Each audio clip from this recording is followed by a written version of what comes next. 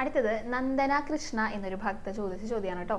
നന്ദനയുടെ അമ്മയ്ക്ക് തുലാഭാരം നേർന്നിട്ടുണ്ടായിരുന്നു, 6 വർഷമായി, പക്ഷെ ഇതുവരെ നടത്തിയിട്ടില്ല, പോകാനായിട്ട് സാധിച്ചില്ല. അപ്പോൾ താമസിക്കുന്നതിൽ എന്തെങ്കിലും ബുദ്ധിമുട്ടുണ്ടോ ദോഷമുണ്ടോ എന്നാണ് ചോദിച്ചിരിക്കുന്നത്. ശരിക്കും ഇതേപ്പറ്റി ഞാൻ മുൻപ് പറഞ്ഞിട്ടുണ്ട്. നമ്മൾ എന്ത് വഴിപാടുകൾ ഭഗവാന് നൽകുകയാണെങ്കിലും അല്ലെങ്കിൽ കൊടുക്കാം എന്ന് നമ്മൾ പറയുകയാണെങ്കിലും നമ്മളത് വേഗം ഭഗവാന് കൊടുക്കുക. അത് കാത്തിരിക്കുന്നുണ്ടാവും ഭഗവാൻ.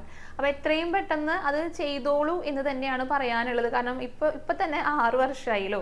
അപ്പൊ നമ്മുടെ മനസ്സിൽ അത് തോന്നിപ്പിക്കുന്നത് തന്നെ അത് ചെയ്യേണ്ട സമയം അതിക്രമിച്ചിരിക്കണു, അല്ലെങ്കിൽ ചെയ്യേണ്ട സമയം ആയിരിക്കണു എന്ന് ഭഗവാൻ സൂചിപ്പിക്കുന്നതായിരിക്കും.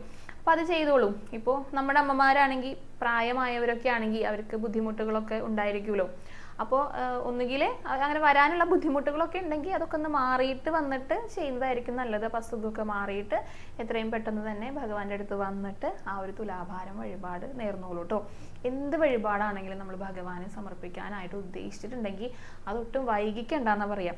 ഭഗവാനെ ഇന്നത് നടത്തി തരികയാണെങ്കിൽ ഞാനിത് ചെയ്തോളാം എന്ന് പറഞ്ഞ് പ്രാർത്ഥിക്കുന്നവരുണ്ട്.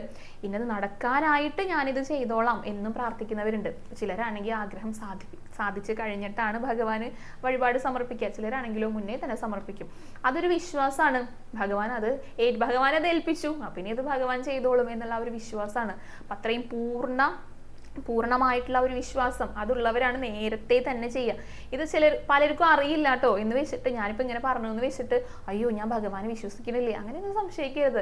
എല്ലാം നമ്മുടെ പ്രാർത്ഥനയ്ക്ക് അനുസരിച്ചാണ്. നമ്മുടെ പ്രാർത്ഥന എങ്ങനെയാണോ അത് പ്രകാരമാണ് ഭഗവാൻ അത് ചെയ്യുക. ഇപ്പൊ ഈ തുലാഭാരമൊക്കെ നേർന്നിട്ടുണ്ടെങ്കിൽ ആ പ്രാർത്ഥനയൊക്കെ എന്തായാലും നടന്നിട്ടുണ്ടായിരിക്കുമല്ലോ. അപ്പൊ എന്തായാലും അത് വന്ന് ചെയ്യാം. ഏത് വഴിപാടാണെങ്കിലും നമ്മളത് നേർന്നു കഴിഞ്ഞാൽ ആ ഒരു കാര്യം സാധിപ്പിച്ചു കഴിഞ്ഞാൽ പിന്നെ വെച്ച് താമസിപ്പിക്കരുത്. അങ്ങനെയാണ് പറയുക. വേഗം തന്നെ ഭഗവാന് കൊടുക്കാനുള്ളതെല്ലാം വേഗം തന്നെ കൊടുക്കുക.